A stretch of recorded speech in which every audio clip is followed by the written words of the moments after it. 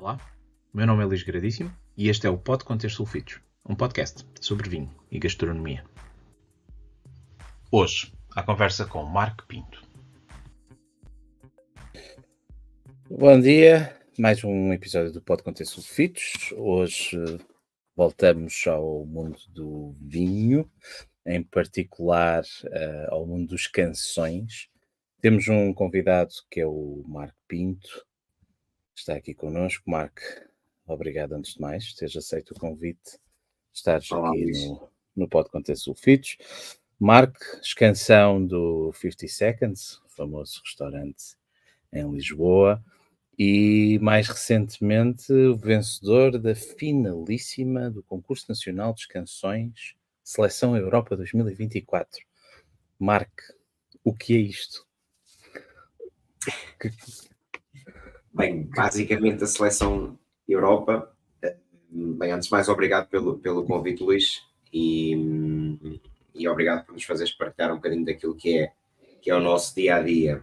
Então, a finalíssima é, basicamente, nós fazemos um concurso anual de sommeliers ou de canções, né, como nós gostamos de chamar, porque é uma palavra tão nossa.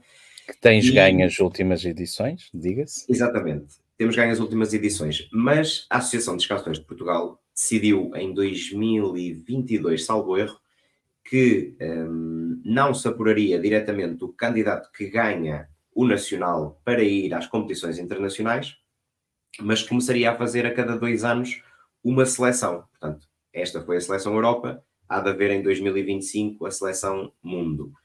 E basicamente é 3 vencedores de 2022, ou os 3 primeiros, de 2022, contra os 3 primeiros de 2023. Obviamente este ano mudou um bocadinho essa lógica, porque como eu ganhei o de 22 e o de 23, tiveram que ir repescar quartos e até acho que um quinto lugar de edições anteriores, e também porque algumas pessoas depois à última da hora não conseguiram participar. Mas basicamente é para nos obrigar a um estudo contínuo. Portanto, porque normalmente o que acontece, ganhávamos o campeonato e depois ficámos à sombra, à espera da próxima competição. É gostar à sombra da bananeira. Da bananeira, exatamente. Neste caso da videira, se calhar é Da mais videira. apropriado. Pronto, e isso obriga-nos a manter o estudo muito ativo e de alguma maneira eu acho que ajuda a tornar a experiência mais competitiva. Eu ainda não tive a oportunidade de assistir ao vivo, mas consegui assistir a partes do concurso que têm sido transmitidas e gravadas. É bastante intenso. Né? Queres falar um pouco da prova, dos vários momentos da prova que vocês têm e aquilo que têm que preparar? Claro. São 3 etapas, pelo menos, principalmente nos nacionais, que são muitos candidatos. Basicamente, a primeira etapa, prova escrita, que podem sair perguntas de qualquer parte do mundo, desde as EVA dos Estados Unidos, até nos perguntarem coisas sobre o nosso país, portanto é lógico, né? Estamos em Portugal. Mas depois, se calhar, também nos perguntam variedades de uva do Japão, da Turquia, coisas assim, da Albânia.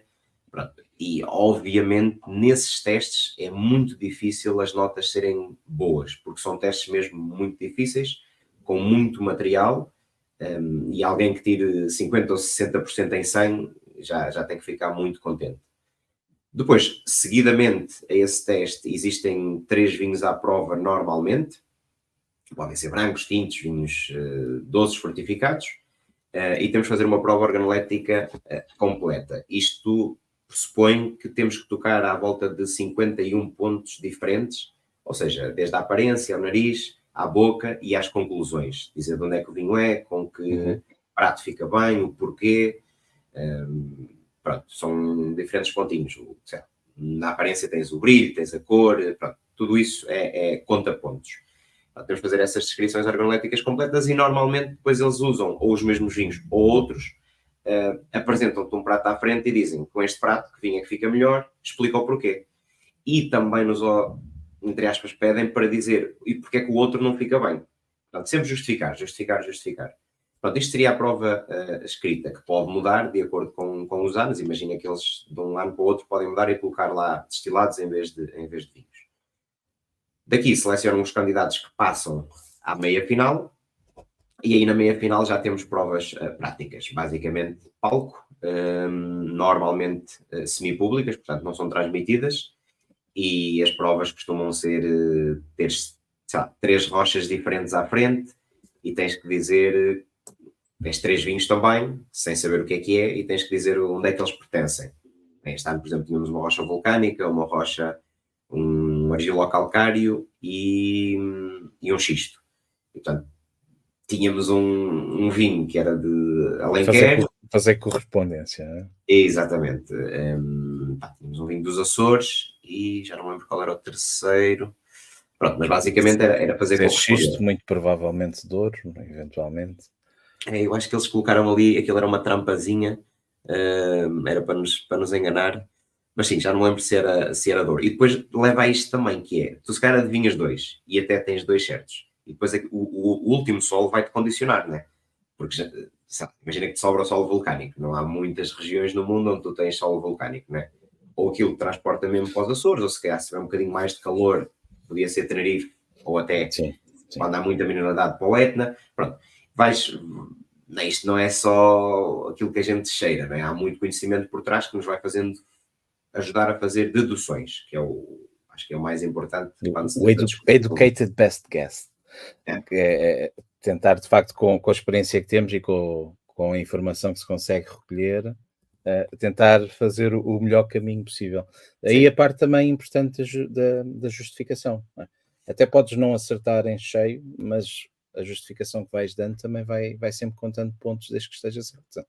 Sim, e nessas, quando são assim de adivinhar tipos de solo, eles normalmente pedem região, pedem país, pedem variedade de uva, não pedem a descrição organolética completa. Pronto, provas dessas, depois normalmente uma prova de serviço, sempre, que nas meias finais costuma haver um bocadinho mais de dificuldade, porque quando tu estás na final, aquilo está a ser gravado. Também não convém eles colocarem-nos ali numa situação muito difícil, porque senão depois aquilo pode se tornar, ou seja, aquilo tem que ter uma componente entertainer também, né? São quase 45 minutos gravados em cada candidato em cima do palco. Na meia final, eles são mauzinhos, às vezes metem vinhos estragados, tu chegas à mesa, apresentas o vinho, começas a abrir o vinho e afinal dizem, olha, afinal já não queremos esse vinho, queremos outro. E aquilo é tudo com tempos. E portanto dizes assim, 7 minutos para abrir uma garrafa, tempo suficiente, e começas com a tua calma, chegas à mesa, serves o vinho, eles já não gostamos desse vinho. E tu aí já te lembras que afinal já não tens 7 minutos, se calhar já só te sobra 3, porque depois isto tem a ver com estratégia, né? Imagina que ainda não serviste o vinho e já te queres antecipar, recomendar isto, recomendar aquilo, e afinal eles vão dizer que não gostam daquele vinho, né? Tu nunca sabes o que é que vai acontecer a seguir. Portanto, isto tem a ver também, eu acho que hoje em dia tenho muito mais experiência do que no primeiro campeonato, ou no primeiro concurso, como se chama, e eles acabam por ir colocando mais dificuldade hoje em dia, mas de alguma maneira também já vou mais preparado para esse tipo de situações. E depois destilados, normalmente, às cegas, normalmente em copo preto, portanto nós cheiramos e depois provamos. É verdade que nos destilados convém nós detectarmos tudo muito pelo nariz, porque se começarmos a provar, depois também é mais difícil, entre aspas, entre destilado e destilado, limpar a boca, não é? Dos aromas e sabores que ficam. Portanto, muito nariz, muito nosing. E pronto, isto costuma ser a meia final. Eles vão variando entre diferentes provas. Depois, daqui, passam 3 candidatos à final. E esses 3 candidatos à final, sim, eu acho que à parte terem que ser muito boas provas na meia final, eventualmente também conta um pouco aquilo que tu fizeste no teste escrito, mas tem que ser candidatos aptos ao palco, aquilo que eu dizia, não é? Ou seja, ninguém quer numa final um candidato que não consiga ultrapassar as provas, não é? E portanto há uma certa aptidão a palco e a pressão que eu acho que é necessária ter. Não te vou dizer que não tens que ser muito bom na teoria, que tens que ser muito bom na prova organolética, mas eu acho que é necessário sim ter um estofozinho, entre aspas, de palco. E isso consegue-se normalmente no dia a dia a trabalhar num restaurante, não é? Porque nós estamos sempre a ser observados por toda a gente e temos que ter consciência disso, não é? Quem está num restaurante pode estar a olhar para a vista, mas em determinado momento a vista desaparece da nossa vista e começamos a olhar para dentro e a perceber o que é que estão a fazer à nossa volta. Sim, a sala é um palco, não é? Onde os vários atores estão, entre os canções, os clientes, outro pessoal de sala, e tudo em movimento, não é? Portanto, Sim. melhor, se é um script, não é? Sobretudo, o ator principal e o ator mais importante é o cliente, mas nós temos que ter um sentido de palco, porque também não podemos destoar no meio, não é? Pode ser uma decoração lindíssima e passado um bocado tens um empregado de mesa que está a tirar uma catote do nariz, estás a perceber? Não faz parte, né? Não faz parte da mobília. Portanto, e isto é muito importante. Nós temos que saber que estamos a ser observados constantemente e que não podemos estar à vontadinha, não é? Pronto, e obviamente eu continuo a fazer isso no 50 Seconds, mas principalmente quando trabalhei numa sala de um restaurante em Barcelona, que era o Lazar, a sala era completamente exposta, não tinha nenhuma janela e nós éramos de facto à vista do cliente. Pronto, e isso serviu-me de muito para aquilo que é a minha profissão hoje em dia, até mesmo para estes concursos. Mas pronto, nesta terceira etapa e última etapa, 45 minutos em palco, muitas das provas são parecidas com as da meia-final, mas mais intensas. Uma das provas que me lembro do antigo concurso deram-nos um menu, acho que até era um menu que tinha sido usado no Yetman há uns anos atrás, e disseram-nos, recomendem 2 vinhos para cada um dos pratos. Aquilo eram 5 pratos diferentes. Tu pensas, fácil. E na altura, quem ditava a prova era o Manuel Moreira, não esquecendo a premissa que só podem recomendar 2 vinhos de cada continente e não podem repetir continentes. Assim, de repente, parece que ficámos descalços, não é? Porque estamos tão habituados a usar Europa, Europa, Europa, e depois sim, se calhar sabemos 1 ou 2 vinhos da América Latina, que se considerares América Latina e América do Norte tudo junto, mesmo continente, já ficas ali perdido. Reduz ainda mais as opções, não é? Na Oceania tens Austrália e Nova Zelândia, ok, normalmente estamos à vontade, mas depois entras no mundo da Ásia, e aí é que nós patinamos, porque não é tão comum, né? Ou trazes muito bem a lição estudada, pelo menos eu não vendo diariamente. Eu patinaria seguramente. Pronto, ou seja, as provas são fáceis até que eles as tornam difíceis, às vezes com premissas destas. E depois tínhamos que fazer na mesma prova uma decantação de um vinho antigo. Aliás, era um dos vinhos que nós recomendássemos, depois tínhamos que fazer o serviço, normalmente o tinto. Nesse ano também fizeram uma coisa muito engraçada. Disseram-nos que nós tínhamos dois copos à frente, tínhamos que identificar o que é que era. Neste caso eram vinhos do Porto, eram um Town e um Vintage, mais ou menos da mesma idade, ou seja, era um Town 40 e era um Vintage que tinha aproximadamente 40 anos. Explicar as diferenças, vender ao público, portanto, mais uma vez, sentido de temos que estar à vontade com o público e explicar quais é que eram as dificuldades em servir cada um deles, ou seja, qual é que é a dificuldade que nós temos num Townie, acho que não era Townie 40, era Townie 30 da Ramos Pinto e um Vintage de quinta da Grams Malvedos. Quais é que eram as dificuldades que nós tínhamos no dia-a-dia no serviço, né? Por exemplo, sei lá, um Vintage não conseguimos guardar durante tanto tempo, se calhar o Townie não está adequado para todas as sobremesas que nós temos, portanto, esse tipo de detalhes, questão das temperaturas e por aí fora. Ou este ano, por exemplo, agora na finalíssima, tínhamos que recomendar só um vinho para 4 pratos diferentes e tínhamos que justificar o porquê, não é? Portanto, porque é que era esse vinho e como é que o adaptaríamos a cada um dos pratos, não é? Jogar um bocadinho com as temperaturas, jogar com decantação ou não decantação, copos diferentes para o mesmo vinho, porque tudo isso acaba por mudar o vinho. A percepção. E pronto, no geral é isto. Existem sempre provas organoléticas, aí sim, totais e que normalmente são verbais. Portanto, são 3 minutos para cada vinho em média e temos que descrever o vinho de A a Z. E imaginamos que uma prova organolética é quase como se estivéssemos fechados dentro de uma caixa negra e quem está cá fora, só ouvir aquilo que nós estamos a dizer, devia saber qual é que é o vinho, não é?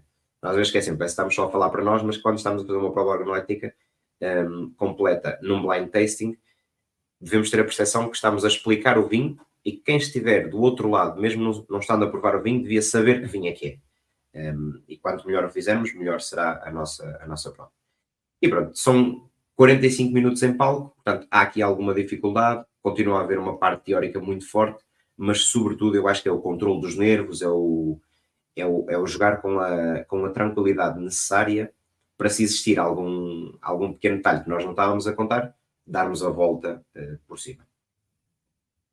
A pressão de estar em palco e a ser filmado deve-se sentir, não é? Sim, obviamente, eu acho que a melhor, o melhor truque para evitarmos essa pressão é esquecermos que estamos a ser filmados e esquecermos que estão, sei lá, 50 ou 100 pessoas a olhar para nós, dependendo dos anos, às vezes há mais ou menos pessoas, mas focarmos um bocadinho, é isso, é conseguirmos nos abstrair e Abstrair. dizer assim, eu estou dentro isto é o meu restaurante, não é? E estes são os meus clientes, eu tenho que os tratar muito bem, não importa exatamente o que está a acontecer ali fora, não é? Sem dúvida, sem dúvida. Estavas a falar, isto não é só vinhos, já mencionaste destilados, mas ainda podem aparecer outras bebidas, não é? Sim, hoje em dia, vertendo muito forte nas bebidas sem álcool, saqués também, portanto, tudo o que é fermentados, destilados, e hoje em dia vinhos sem álcool também, portanto, eu acho que a ideia da Associação de Sommeliers a nível internacional, onde a AEP, a nossa, se inclui, é preparar sommeliers para o futuro, não é? E o futuro tem vindo a mostrar que vai ser necessário, de alguma maneira, a redução do consumo de álcool, principalmente quando estamos fora de casa, não é? Quando estamos dentro de casa, se calhar até podemos entrar numa segunda ou numa terceira garrafa, portanto, não vamos sair, não existe aqui grande perigo de acontecer algo que nos deixe a noite ou o dia menos feliz. Quando saímos à rua, eu acho que as pessoas hoje em dia pedem muito ou um pairing mais curto, né, ou menos vinhos, ou se existir a possibilidade de fazermos uma coisa híbrida entre um pairing com e sem álcool, as pessoas estão muito afim. E, portanto, a ASI já percebeu isso e por isso é que continua a introduzir cada vez mais o mundo dos chás, o mundo das kombuchas, até mesmo acho que saiu num concurso mundial um kefir, portanto, há sim coisas que não são tão óbvias, mas temos que estar preparados para responder.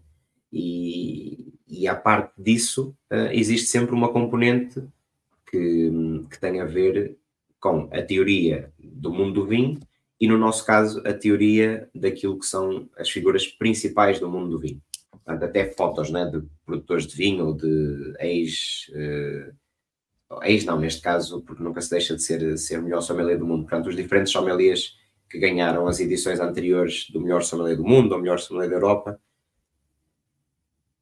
há toda uma panóplia até mesmo sobre arquitetura, né? Porque quando nos colocam adegas à frente e nós temos que saber se nós conseguirmos identificar, sei lá, por exemplo, a Marquês de Riscal, tem que conhecer o Frank Gehry, Isso é um clássico, não é? né? Eu que trabalhei no Hotel Arts e que tínhamos uma figura de um peixe enorme do Frank Gehry, quando cheguei a primeira vez à Marquês de Riscal, disse: eu conheço este estilo.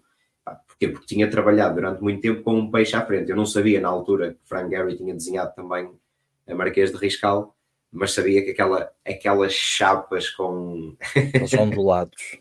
com ondulados fazia parte já da minha história. Muito bem.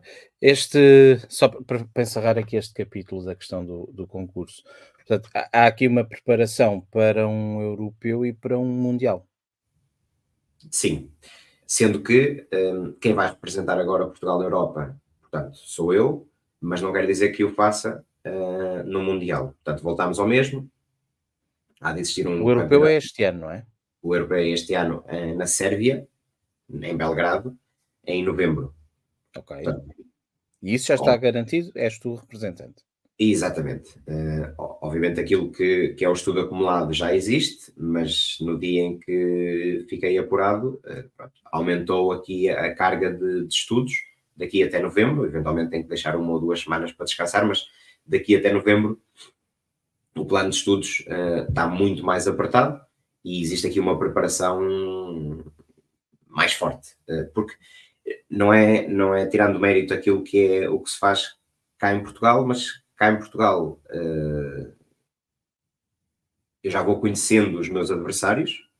Obviamente a gente nunca sabe como é que as pessoas estão preparadas, mas quando vais a uma competição internacional, quer dizer, eu não conheço ninguém e nem sei o nível de preparação das pessoas. Que os outros têm. Portanto, de alguma maneira, eu tenho que ser a minha melhor versão daqui até lá. E a melhor versão é estudar o máximo que eu conseguir, principalmente na teoria, que é a parte que nós não controlamos. É sempre muito difícil de sabermos o que vai sair em cada um dos testes. E depois na prática, aí terei que ser ajudado por outras pessoas também a fazerem provas para ir o mais preparado possível, né? É quase que tem que conseguir abrir uma porta sem chave, né? E pronto, isso vai ser feito daqui até novembro. Depois, em 2024, em novembro também existirá, após o europeu, existirá o concurso nacional de canções. Uhum. Em 2025 existirá outro. E eu imagino que depois eles façam a seleção para o Mundial ou no início logo a seguir ao campeonato nacional, ou eventualmente até antes e vão só os candidatos, não sei exatamente como é que eles vão fazer para... Isto porque o Mundial é em 26.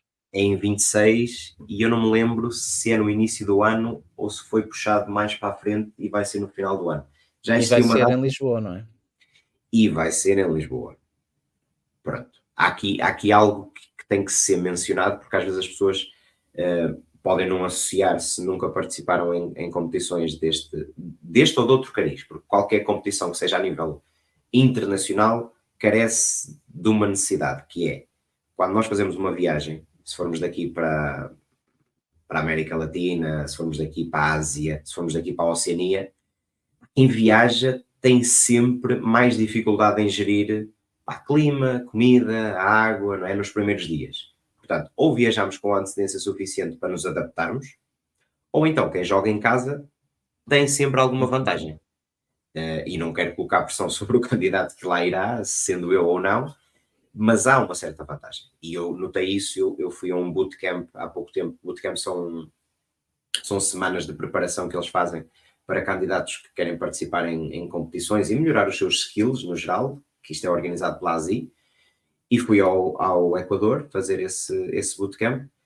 Primeiro dia ok, segundo dia ok, ao terceiro dia parecia que estava com uma gastroenterite e, portanto, não consegui aproveitar ao máximo o bootcamp. Imagina isto acontecer a meio de uma competição, não é? Uhum. Eu fico sempre meio condicionado quando estou em competição, porque deve ser os nervos, né? Eu acho que os nervos a mim não me afetam aqui, afetam muito mais no intestino. No intestino, no estômago e tudo mais. Mas isto para chegar aonde? Temos que preparar muito bem alguém para 2026. Ou seja, e aqui acho que é importante todos juntos. Não é? Imaginem, eu não consigo ser o apurado, tenho que ajudar ao máximo a pessoa que vai participar em 2026. Porque isto é a representação do país. Já não tem a ver com o ego de cada um, tem a ver com o país em si. E estando a jogar em casa, nós temos uma certa vantagem, que é não termos que viajar. E, portanto, é apoiar o candidato ao máximo e conseguir tirar a pressão, não é? Porque colocar pressão também não serve. Pressão positiva, sim. Mas pressão negativa, não. Aquela pressão de, tens que ganhar, tens que ser o melhor. Não. Acho que a pessoa tem que fazer o melhor que ela conseguir. E se o melhor que ela fizer for o melhor daquele dia, ótimo. Porque isso é sempre complicado de julgar, né? O melhor sommelier foi naquele dia. Se calhar no dia a seguir já não seria. Sem dúvida. É um pouco ingrato, não é? Porque às vezes é um pequeno detalhe. Pensaste mal um vinho, apontaste para a região ao lado e já foi o suficiente, se calhar, para não ganhares. E não quer dizer que não tenhas capacidade, mas são pequenos detalhes. Aliás, só o facto de lá estarem, não é? Já o representante de cada país, o nível já é elevadíssimo. São todos bons, seguramente, não é por aí. A questão é encontrar alguém que teve o dia perfeito. Não é? Sim.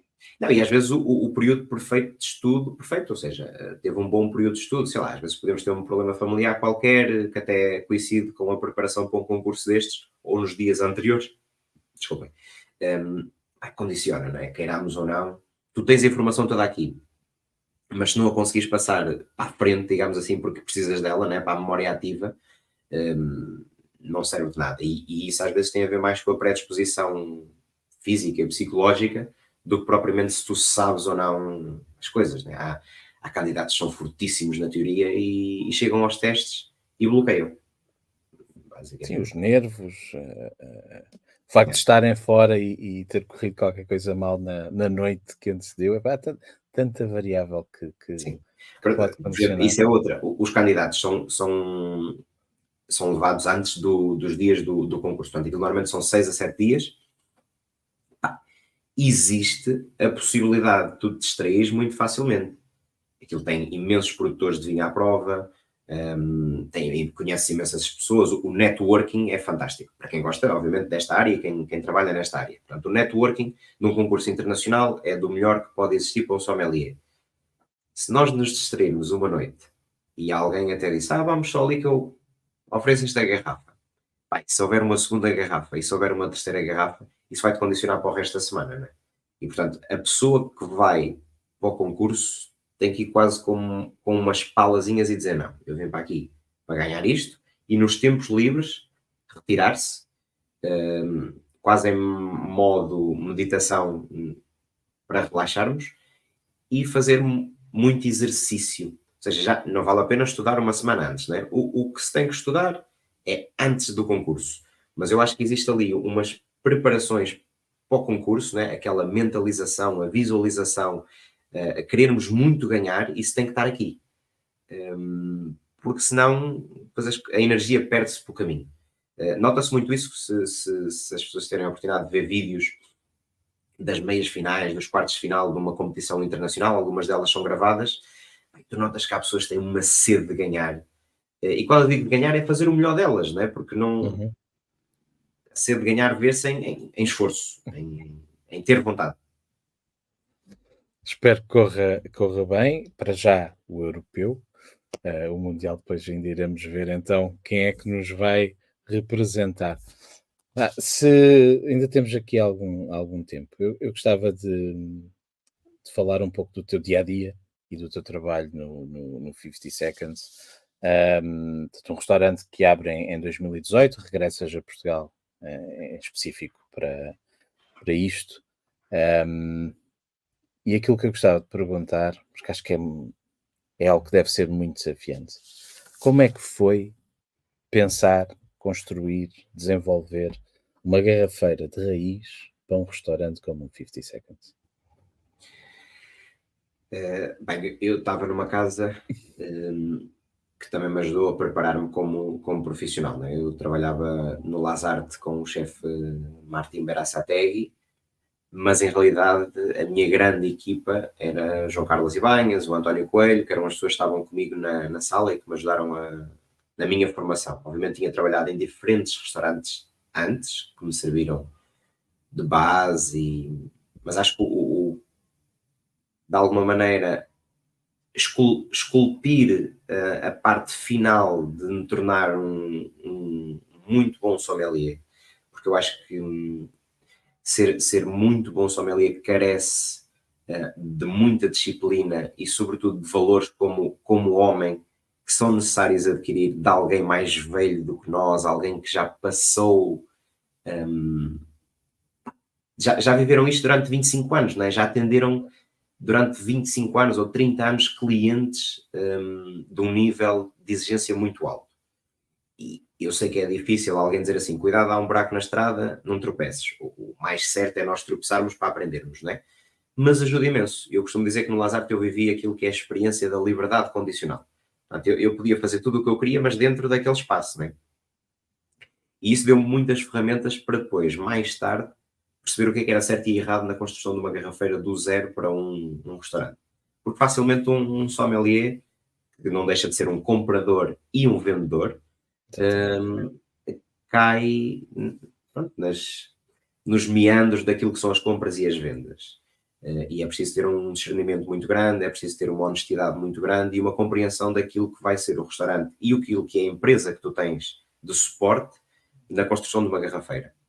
E pronto, e essa experiência eu acho que no Lazarte me ajudou imenso. Quando chego a Portugal começo a perceber exatamente em que contexto é que estava, que tipo de empresa que tinha por trás e que suporte é que ela me conseguia dar, e a construção da garrafeira do 50 foi montada a partir daí. Ou seja, nós nunca montámos a garrafeira para sermos um restaurante, não desfazendo todos os restaurantes têm uma estrela Michelin, mas a garrafeira nunca foi pensada para ter uma estrela, digamos assim. A garrafeira foi pensada para acompanhar um restaurante que no futuro pode chegar a ter 3 estrelas. Só que isso demora tempo E é preciso ter calma e paciência, e é preciso ficar nos espaços, e é preciso educar as equipas, e é preciso resistir a mudanças, e é preciso muita coisa. Mas a questão é mesmo essa, é que não é construir uma garrafeira de raiz para um restaurante qualquer, é construir uma garrafeira de raiz para um restaurante que se sabe de antemão, tem ambição grande. Não é? Sim. Uma estrela se calhar ainda não é suficiente. No fundo, na altura tentei construir uma carta, pronto, e a verdade é que em 2018 eu tive a grande sorte de ter ao meu lado o Inácio Loureiro, que muita gente deve conhecer, foi um grandíssimo escansão durante muito tempo, e se continuará a ser escansão para o resto da vida, embora hoje em dia esteja com uma adega ou uma quinta no Dão, quinta da Aldeia Nova, mas ele foi escansão da Fortaleza do Guincho, foi escansão do Penhalonga, portanto teve um percurso muito bom, tinha estado com o Van Safares no Epur, e entretanto veio como diretor de sala do 50. Obviamente ele não quis intervir em nada daquilo que fosse o mundo dos vinhos, mas eu, na minha humildade e modéstia, que consegui, digamos, demonstrar porque era necessário, disse: Inácio, vinhos nacionais, estou fora do mercado há algum tempo, há aqui este produtor, ok, eu trabalhava com eles em Espanha, acompanhando quando vinha a Portugal, visitava diferentes adegas, mas eu preciso ter uma carta mais eclética, não posso ter meia dúzia de produtores portugueses e de repente tens uma carta internacional fortíssima e parece que estou a vender mais o que é de lá de fora do que é de cá de dentro. Portanto, numa primeira fase, o Inácio ajudou-me a construir a Garrafeira Nacional. Depois, ao longo do tempo, o que foi acontecendo é que esses vinhos, alguns foram sendo substituídos, muitos até. Porquê? Porque aquilo era o estilo, se calhar, que o Inácio trazia de outros restaurantes, e depois eu, pouco a pouco, fui percebendo também qual é que era o estilo do restaurante e qual é que era o meu estilo. Portanto, uma garrafeira é sempre uma coisa muito dinâmica, principalmente nos vinhos nacionais. Como nos internacionais, eu tento não comprar, ou seja, eu não quero comprar vinhos internacionais que venham competir com os nossos vinhos nacionais. Tento comprar coisas icónicas e que depois há pessoas que viajam ao longo do mundo, das diferentes cidades e dos diferentes restaurantes, querem ter esse tipo de vinhos, sei lá, os 5 Premier Cruz de Bordeaux. Se não tivermos os 5, temos de ter pelo menos 3 ou 2 na carta, não é? Porque há pessoas que de facto querem esse estilo de vinhos. Se calhar não somos obrigados a ter Romané Conti, mas convém termos alguns Grand Crus de voz de Romané e vinhos com um bocadinho mais de intensidade na Borgonha. E assim sucessivamente, né? Quem fala nisso fala em Sauternes, fala noutras regiões, no Riesling do Mosel. Portanto, há regiões que temos que ter, e se conseguirmos ter os melhores produtores, melhor. Porque termos um vinho que custa 35 euros, imagina na carta de vinhos de um restaurante, que se calhar no país de origem custa menos de 10 euros, vai estar a competir aqui com um vinho nosso, em termos de preço, e se calhar nós conseguimos oferecer muito mais qualidade, porque temos um chamado local wine, ou um vinho de proximidade, não existe custos de transporte, não existe custos de armazenamento em diferentes... Nem de importação e por aí fora. Claro. Portanto, é esse o tipo de alinhamento que eu tenho na construção da carta, e depois era perceber as condições que a empresa me ia dar. No início tinha pouco armazenamento, até que fizemos um plano, apresentámos à empresa e deram-me muito armazenamento. Quando passei a ter armazenamento ou seja, tinha 2.000 garrafas e passei a ter armazenamento para 12.000, isto muda a forma como tu constróis a carta, não é? Então hoje em dia compro muitos vinhos que nem sequer estão listados, e é um bocadinho o passar do tempo que um restaurante necessita para que a carta fique adulta. A carta em 2018 era um bebé, hoje em dia continua só a ter 6 anos, e portanto continua a ser uma carta bebé.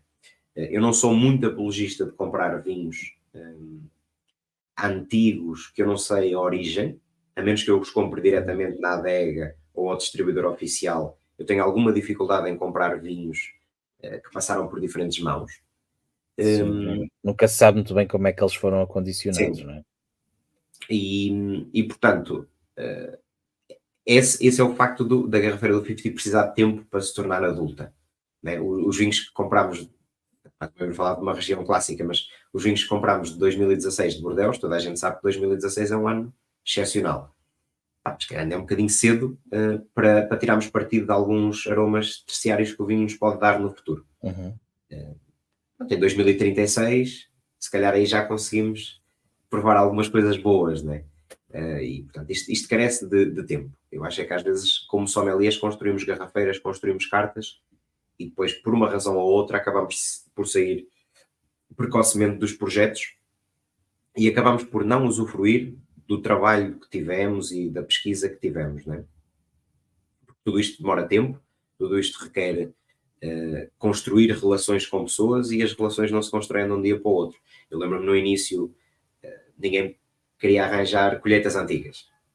Conheciam o projeto, ok, falava-se muito, mas as pessoas não davam grande interesse. Quando tu visitas as adegas, quando tu explicas o porquê, se calhar pedes, eu só preciso de 3 garrafinhas de cada ou 6 garrafas de cada e consegues construir uma vertical numa carta de vinhos de um restaurante de topo. Quando um cliente abre essa página e vê, vou dar um exemplo de um... Eu costumo sempre dar exemplos de vinhos nacionais, parece que estou a apoiar uns e não estou a apoiar os outros, mas, por exemplo, neste momento tenho Quinta de Valmião. Quando comecei tinha 1 ou 2 colheitas. Hoje em dia tenho uma coleção de 120 garrafas, mas de anos diferentes. Se eu os colocasse todos em carta neste momento, aquilo, meia página de vinhos, digamos assim, ia ficar só com o Valmião. Quem vê o Valmião e não conhece o Valmião e vê aqueles anos todos, diz assim, espera lá, isto deve ser um vinho, no mínimo, interessante, né? E depois podem comparar, né? Porque é normalmente o que acontece quando visitas um restaurante em Espanha, tens uma lista deste tamanho com Vega Sicílias dos diferentes anos. Né? Vais à França e tens Latour, Lafite ou outras referências com muitos anos diferentes. Portanto, isto é quase a terceira dimensão da carta, não é? Teres quantidade de diferentes vinhos diferentes, diferentes regiões, não é? Ou seja, e depois teres o mesmo vinho diferentes anos. Eu acho que isso é que é o difícil. Ter uma carta com muito bons vinhos é fácil. Ter uma carta em que já temos aí a terceira dimensão, que nos dá podemos provar o mesmo vinho muito mais jovem, o mesmo vinho em meia idade e o mesmo vinho já evoluído em garrafa, isso é uma experiência fantástica. E poder fazer na mesma noite, no mesmo restaurante, com o mesmo menu, com a mesma companhia, pronto, eu acho que leva a experiência a outro nível. Não é só isso, né? Mas é mais um detalhe. E pronto, e essa foi um bocadinho a luta de construir esta carta. Ela continua em construção, né? Continua sempre em movimento. Por exemplo, a nova premissa foi, e eu já queria ter feito isto em 2018, Luís, mas há coisas que às vezes carecem de tempo, até mesmo para nós. Nós às vezes temos uma ideia e achamos a ideia fantástica, mas depois a ideia tem que amadurecer. Ou nós é que temos que amadurecer para conseguir executar a ideia. E temos que testar, não é? Porque sim. A ideia pode ser muito boa no papel, mas depois na prática há ali qualquer coisa que não está a bater bem. Eu acho que para o público português, e mesmo para quem vem de fora, às vezes nós temos muita mania de falar em local wine e se cá estamos a falar do Douro, não é? E o Douro não é muito bem local wine quando estamos em Lisboa. E a ideia então é, também a qualidade eu acho que tem vindo sempre a aumentar, colocar Lisboa em primeiro lugar na carta. Porque eu tenho a carta organizada de norte a sul e ela vai continuar organizada de norte a sul, mas Lisboa, né, com as nossas 9 DOCs, aparecer em primeiro. E como eu, pronto, imagino que sabes, o restaurante sofreu uma mudança de chefe e eu estou a fazer também uma nova carta, porque a indumentária toda da carta teve que ser alterada. Colocar Lisboa em primeiro. E eu lembro-me de ter tido esta conversa com o Inácio em 2018. Porquê? Porque eu vinha habituado de Espanha, neste caso de Barcelona, e nós tínhamos a Catalunha primeiro. E só depois é que aparecia Rioja, Rias Baixas, ou seja, Rioja, Galiza, pronto, Rias Baixas. Faz sentido. Quando cheguei, não é, eu não tinha muita oferta, ou eu também tinha pouco conhecimento das regiões que temos aqui tão perto, e acabei por colocar de norte a sul, e portanto a região que aparece primeiro é a região dos vinhos verdes. Que também funciona muito bem, não é? Porque são muitas das vezes vinhos com uma acidez natural mais alta, muitos deles até têm uma leveza especial, e acaba por fazer sentido, não é? No início pode ser um dos primeiros vinhos, digamos, do menu. Mas acho que há aqui algo mais a fazer, e defender aquilo que é que são os vinhos de Lisboa. E o facto da finalíssima ter sido organizada em Alenquer e terem-me levado ao topo da Serra do Monte Junto e conseguir ter percepção daquilo que é a divisão entre as 9 docks de Lisboa, as que são mais continentais, mesmo estando próximas do mar, e as que são completamente de clima marítimo, eu acho que ajudou a dizer assim, não, tinha aqui uma ideia há uns anos atrás, bora lá colocar em prática, porque faz todo o sentido. Isso é ótimo. Quantas referências já tens neste momento?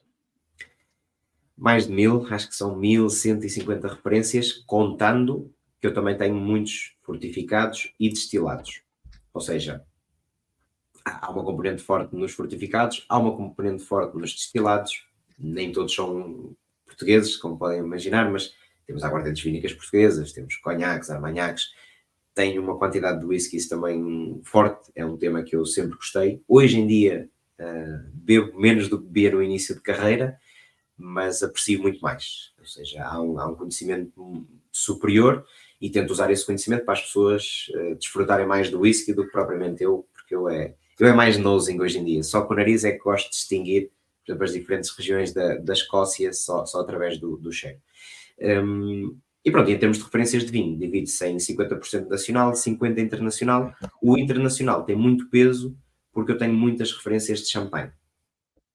Champanhe foi o meu berço, não é? Embora eu não tenha nascido em Reims, mas estou registado em Reims porque era uma cidade mesmo ao lado, e na altura a capital da zona, digamos, era Reims, e Champanhe sempre esteve muito presente na minha vida e acaba por influenciar, ou seja, se tirássemos Champanhe, se calhar a carta teria 70% de vinhos portugueses e 30% de vinhos internacionais.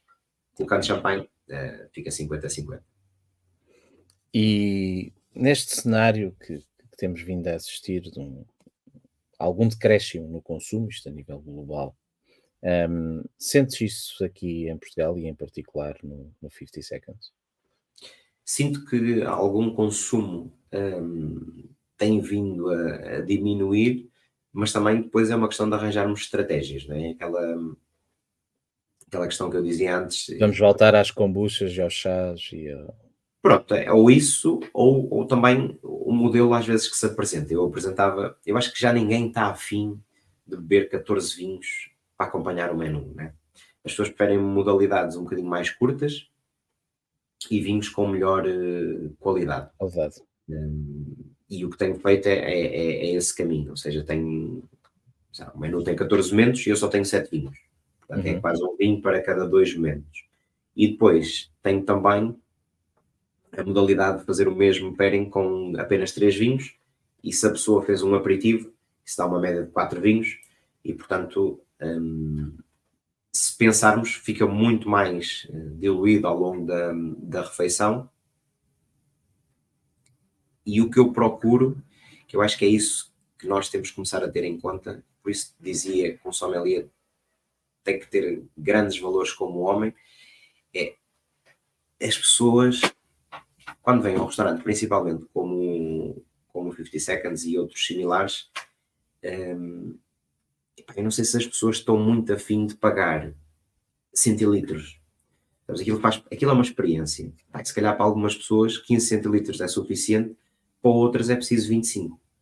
E eu acho que não devíamos, e desculpa a expressão que vou usar, não devíamos ser pistoleiros ao ponto de, às vezes a pessoa está a acabar o prato de carne e claro que precisa de mais um golinho de vinho. E em vez de chegarmos lá e servirmos diretamente, porque isso são 3 ou 4 centilitros e no final do mês não faz moça, se formos nós a gerir e se soubermos o que é que estamos a fazer, do que chegarmos e perguntarmos se a pessoa quer outro copo. Claro que a pessoa não quer outro copo, então a pessoa tem um bocadinho de carne, né? A seguir vem as sobremesas. Irmos lá perguntar se a pessoa quer mais 15 centilitros ou mais 20 centilitros de vinho, a pessoa vai dizer que não.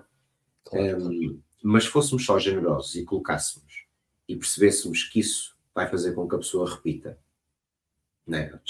Nós não temos que chegar lá, olha, vou-lhe oferecer aqui 3 centilitros. Não, mas olha, só para terminar a refeição, se me permite, vou deixar só aqui mais um bocadinho, para a pessoa ter noção que nós tivemos consciência do que está a acontecer, mas não chegamos lá e dizer, vai querer outro copo? Não quero outro copo, amigo. Não quero porque isto só fica um bocado de carne. E o que acontece é a pessoa come o último pedaço de carne, ou peixe, estou a falar em carne, podia ser peixe, ou vegetal. Sempre. come o último pedaço do menu e a seguir vai beber água. Eu não estou a dizer que beber água é algo mau. O que eu estou a dizer é a pessoa bebeu vinho ao longo da refeição toda e de repente o último momento é aquele que vai ficar marcado, foi com água. Mas isso requer um nível de cuidado e de atenção que nem toda a gente consegue ter. E depois ter a liberdade de o poder fazer também, não é? Pronto, ok. 3 centilitros aqui, 3 centilitros ali, ao fim da noite, são vários centilitros a mais que saíram, mas tens de ter essa liberdade e tens de ter esse cuidado.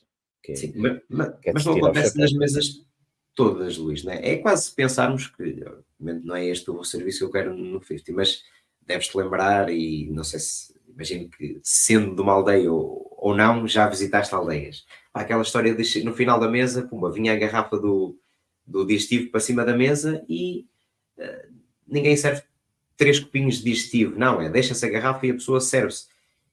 É muito raro alguém acabar a garrafa, não é? Aquilo é mais a generosidade do dono, não é? Normalmente são os donos dos restaurantes que fazem isso, ao menos que seja alguém que já tenha muita liberdade, como tu dizes, mas aquilo de facto sabe bem, não é? Parece que nos coloca ali num patamar de confiança. E de confiança também. E é um bocadinho por aí. Eu acho que se perdeu muito isso ao longo do tempo. Quisemos tornar a coisa tão fria, tão matemática, tão numérica, que de repente parece que isto é só uma transação. Tu entras, estou a olhar para ti como uma cifra, quanto é que eu vou conseguir faturar com esta pessoa? Não pode ser assim. Eu acho que tem que ser exatamente ao contrário. Eu, hoje em dia, estou muito melhor nesse aspecto, mas antigamente, para mim, levar a conta à mesa era um sacrilégio, era um sacrifício enorme. Porque eu sentia que aquilo era o momento em que tu cortavas a conexão, não é? Tinhas trabalhado toda a noite para construir algo bonito e, de repente, aquilo era só uma transação financeira. Hoje em dia já estou mais preparado para isso. Acho que a maturidade, a idade também faz com que isso aconteça. E percebo que é normal, não é? Isto, no final do dia, é um negócio. Mas não tem que ser tão numérico como nós o colocamos e tão frio. Exatamente. Acho que se perdeu algum romanticismo e que se tem que recuperar, não é? Porque as pessoas escolheram-nos a nós, escolheram ao nosso restaurante para vir celebrar. Existem 4.500 restaurantes que eles podiam ter escolhido e escolheram-nos a nós. E às vezes esquecemos de valorizar isso e agradecer. Né? As pessoas às vezes agradecem-me no final e eu digo sempre, não, obrigado a vocês por terem vindo, né? Porque no final do dia o meu patrão tem um salário para me pagar, mas se ele não tiver clientes que venham ao restaurante, o salário não vem parar à conta, não é? E é preciso tratá-los bem para que eles tenham vontade de voltar e que queiram recomendar, não é? Porque o passa-palavra continua a ser a melhor recomendação de todas. Sem dúvida. E os pairings viraram um bocadinho isso. Quando eu dizia a questão dos pairings, que era para concluir o raciocínio, é a questão do numérico. Estás a ver? São 14 vinhos, mas é só 3 centilitros de cada um. Pedes mais um bocadinho e dizem, não, mas depois para o próximo prato já trago outro, ou este era a medida. E se calhar Estraga uma experiência. Só preciso de 1 centilitro e há outro cliente que precisa de 5. E portanto a média dos dois há de dar os 3, né? Os 3 centilitros. Eu acho que temos que jogar muito com isso. Não devemos ficar contentes só quando alguém bebe pouco. Devemos também ter essa benesse e dizer assim, ok, esta pessoa bebe um bocadinho mais, então esse cliente que bebeu pouco vai-me compensar este cliente. Não é pensar, este cliente bebeu pouco, espetacular, assim vou ficar com o beverage classe mais baixo e vou faturar mais e o meu patrão vai ficar contente. O patrão tem que ficar contente é quando o restaurante está sempre cheio, quando o restaurante tem lista de espera e as pessoas continuam a voltar e continuam a adorar e no final do dia vamos faturar, sem dúvida alguma. E depois, obviamente, é preciso equilibrar custos, não é? Mas isso tem que ser feito antes do serviço, antes do cliente chegar. O equilíbrio de custos, não é naquele momento. Naquele momento a gente tem que estar lá para o cliente e para o cliente. Sim. Desfrutar. O trabalho tem que estar feito. Não é? É como o concurso que estavas a falar há pouco. Não vais estudar durante o concurso. A preparação já tem que estar feita. Já só vais lá a desfrutar. Agora, de repente, veio-me à cabeça uma frase que eu adorei do Tiago Macena, quando ele falava das provas finais do Master of Wine, e que ele dizia, e vou tentar citar, tu tens que ter noção que quando entras para a final, para a prova, tu já és um Master of Wine. Tu já só vais validar isso. Ou seja, a preparação já foi toda feita, já só vais desfrutar. Aqui no restaurante é um pouco a mesma coisa, não é? Eu, cliente, quando vou a um espaço, quero tirar proveito dele, é por isso que eu vou lá. E vocês também, acho que se for tudo frio, mecânico, se calhar não conseguem desfrutar também do vosso trabalho, porque acredito Sim. que ainda haja muito escansão que genuinamente goste do que faz e que não seja só um trabalho. Sem dúvida. E não pode ser só um trabalho, isto é um modo de vida, ou seja, há uma frase do chefe que trabalha comigo agora, que deves conhecer, que é o chefe Rui Silvestre, e que ele diz que pá, nós não podemos ter demasiado amor próprio para trabalharmos nesta profissão, não é? Porque se tivéssemos demasiado amor próprio, não conseguimos dedicar tudo aquilo que é necessário para que de facto o cliente seja feliz. E quando soube a frase a primeira vez, fica assim um bocado, é estranho, não é? Dizer, nós não temos muito amor próprio para trabalharmos em hotelaria. Mas porque no final da noite, quando sai toda a gente contente e feliz, aí é que nós nos sentimos contentes e felizes. Claro que estamos sempre com um sorriso durante o serviço e tudo mais. Mas o final, né, quando toda a gente vai embora, olhamos uns para os outros e é do género, correu bem ou correu mal, não é? E correu bem, pronto, esse é que é o nosso triunfo, digamos assim. O sorriso do cliente. É isso. O sorriso do cliente a sair do restaurante. Sem nunca esquecer, e isto é uma premissa que eu também uso, e já que estamos aqui a citar pessoas, vou citar uma minha. E as pessoas às vezes também não compreendem. Mas no restaurante nós nunca nos podemos esquecer. E por isso é que eu dizia que acho que há valores como homem que temos que aprender. Que é, o cliente está sentado e nós estamos de pé. E há uma diferença muito grande entre isso. Quem está sentado vem para desfrutar, quem está de pé está a trabalhar e tem que fazer o máximo que conseguir para a pessoa desfrutar. E isto tem a ver às vezes também com este mundinho dos sommeliers que queremos ser rockstars e às vezes não damos conta e estamos a trabalhar mais para o nosso ego do que propriamente para o ego do cliente. Do cliente. E acho que o ego de manhã cedo a gente tem que o matar ou tem que o empurrar lá para baixo, não é? Vamos trabalhar e depois no final da noite podemos ter ego para ir falar com os nossos amigos, com os nossos primos e com quem nós quisermos. Agora, durante aquilo que é o atendimento ao cliente, não tem que haver um rebaixamento, mas temos que perceber que quem está sentado está a desfrutar, quem está de pé está a servir. E, portanto, e o serviço é mesmo isso, aquilo é hospitalidade. É o mais alto grau de hospitalidade sem termos ninguém que se venha queixar para nós. Né? As pessoas vêm para ter prazer. E desculpem a expressão, era muito pior ser médico, porque as pessoas normalmente vêm se queixar. É hospitalidade na mesma. Pronto, existe uma ciência associada e não estou a tirar, obviamente tem muito valor a profissão de médico, muito mais que a minha, mas eu tenho a grande sorte que as pessoas vêm ter comigo para ter prazer. Ninguém se vem queixar de doenças e que lhe dói isto, que lhe dói aquilo, né? As pessoas normalmente vêm, olha, estamos aqui a celebrar o nosso aniversário de casamento. Espetacular. Né? Tentar descobrir qual é que foi o ano para tentar preparar alguma coisa especial ou não, se não conseguirmos. Tentarmos ter um detalhe, um flutezinho para brindarem, se for um aniversário, um bolo, né? Não custa nada. São pequenos detalhes que no final do dia, também estou a dizer não custa nada porque os preços dos nossos restaurantes, né, dos fine dining, tu sabes que são altos. Portanto, aquilo são meandrozinhos, não é por mais 50 cêntimos de custo que tu tiveste num pequeno flute de espumante que a coisa vai abaixo, não é? E isso às vezes marca a diferença, porque a pessoa depois, então olha, já destes 2 flutes, pumba, mais uma foto. Já nunca se vão esquecer de nós. Nós, restaurante, não é de nós. Sim. Porque tem aquela foto. Onde é que foi essa foto? Olha, foi no meu 30º aniversário, no 50 Seconds. E é aí que os restaurantes começam a ganhar a vida própria. Então, e a seguir isso vem a recomendação. Epá, e a refeição foi muito boa, trataram-nos muito bem. Olha, até me ofereceram um flute, que era o aniversário de casamento. E desenrola-se toda uma história positiva, não é? À volta desse dia.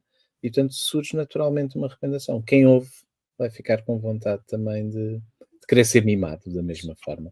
É isso.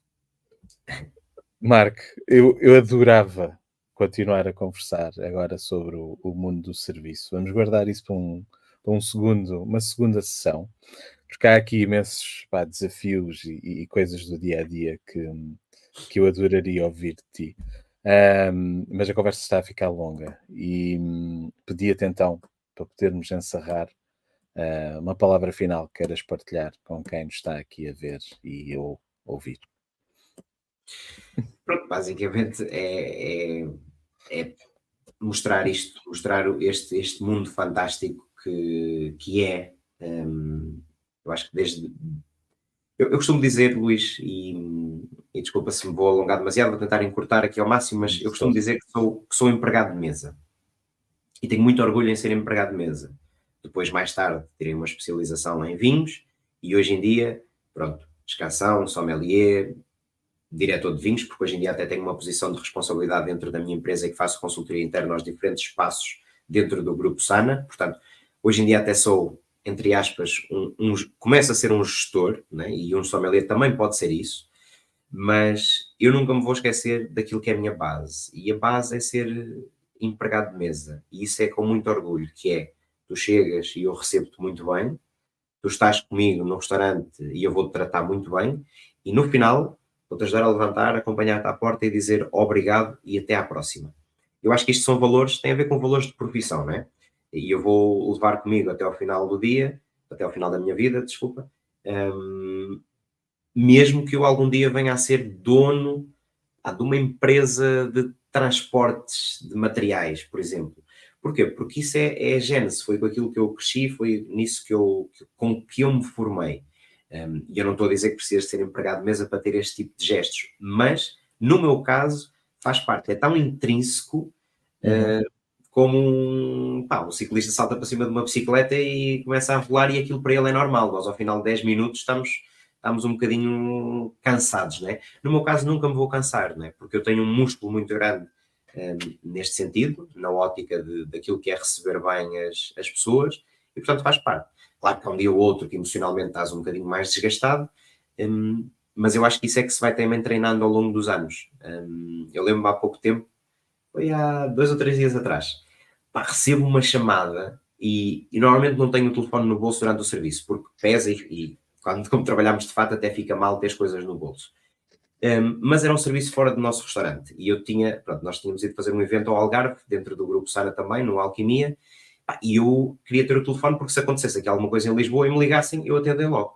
Aquilo já eram 10h30 da noite, recebo uma chamada do meu pai e eu tenho um familiar que está hospitalizado, a minha avó há algum tempo, e eu pensei, aconteceu alguma coisa. E de repente tu ficas todo frio e eu tinha que explicar um vinho. E eu não queria parar a explicação do vinho, porque a seguir chegava ao prato, e a seguir o serviço quebra, não é? E de repente paras a chamada, não é? Obviamente não atendi, explico o vinho. Eu não sei se eles sentiram ou não que eu estava a explicar o vinho de uma maneira ali um bocado...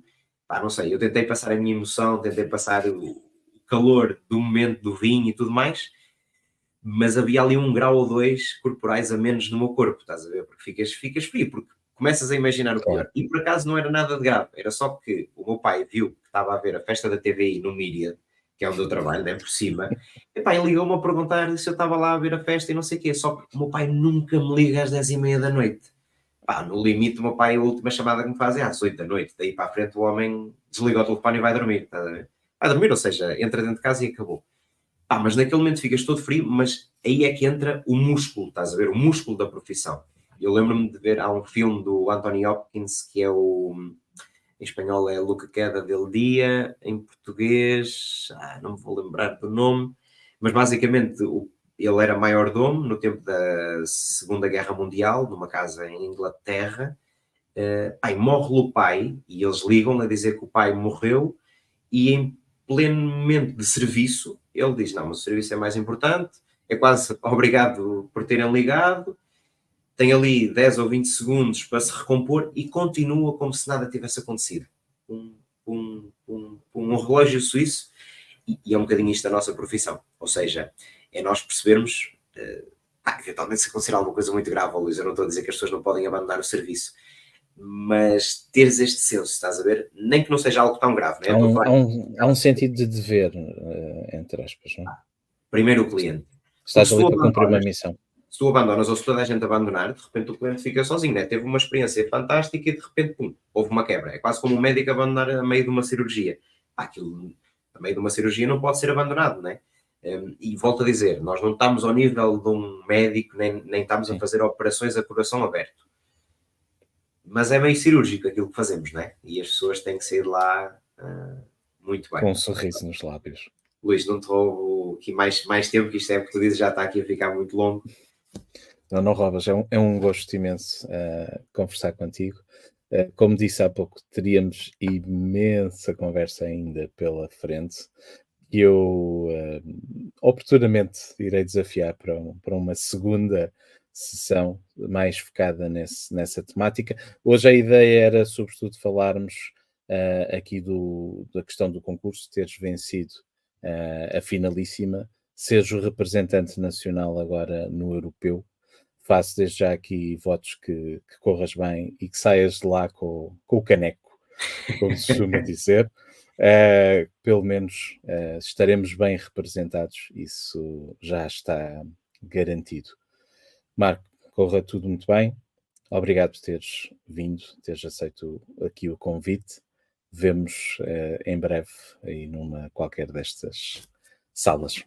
A todos que viram e ouviram, também o meu obrigado. Este é o último episódio da primeira temporada. Vamos fazer depois uma pausa de verão. Voltaremos depois a partir de setembro. Obrigado a todos. Marco, um abraço. Um abraço, Luís. Obrigado. Muito obrigado.